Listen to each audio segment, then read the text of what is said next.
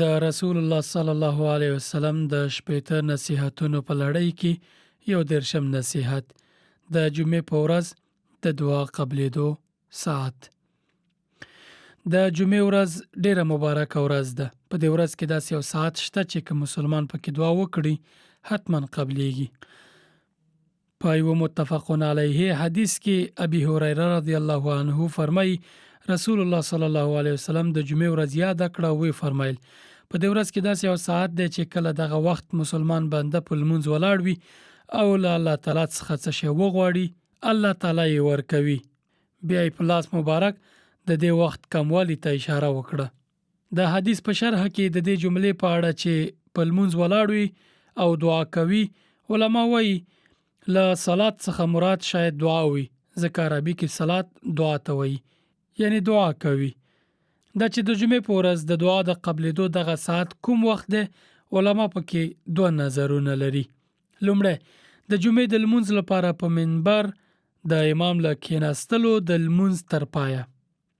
دا د ابن العربي، قرطبي، النووي، ابن رجب او ابن عابدین نظر دی. د دوی دلیل د عبد الله ابن عمر رضی الله عنهما څخه روایت شوی حدیث دی چې فرمایي د جمعې په ورځ د ساعت په اړه مې له خپل پلار څخه اوریدلی چې هغه له پیغمبر صلی الله علیه وسلم څخه اوریدلی چې فرمایلی دي دا ساعت د امام له کېناستلو او د لمونځ تر پایه وخت منځ کې دی. دویم قول کې بیا بل ډله علما وایي دا ساعت د مازدیګر لمونځ وخت څخه وروسته دی. دویمه خبره اکثره سلف علما غوره کړي لکه امام احمد، اسحاق، ابن عبدالبر، ابن القیم، الحجاوي او ځینو نورو.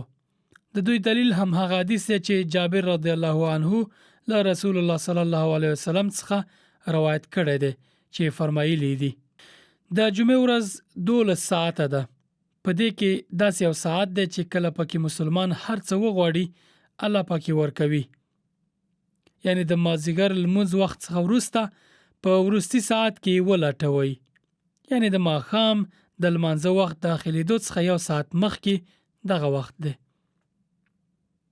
اسانه لاره یې موږ او تاسې ته دا ده چې دغه ساعت په یادو دواړو وختونو کې ولټو.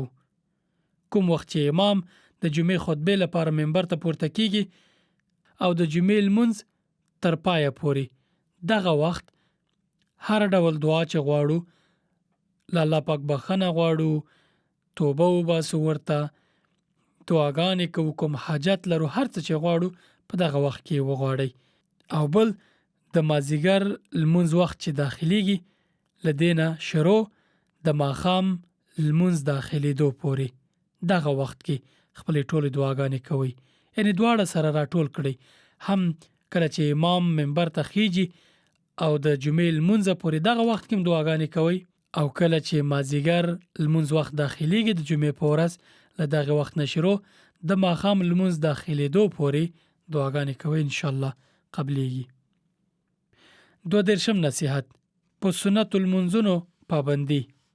ګڼ کسان وینو چې په دوامدار ډول یوازې فرض لمنځونه کوي او سنت پرېږدي، خو رسول الله صلی الله علیه وسلم په دې اړه په یو مبارک حدیث کې فرمایلی هر مسلمان بنده چې هر ورځ د الله تعالی لپاره له فرضي لمنځونو څخه هاخوا 12 رکعاته اضافي او غیر فرضي لمونځ وکړي د دې په بدل کې به ورته الله پاک جنت کې کور جوړ کړي.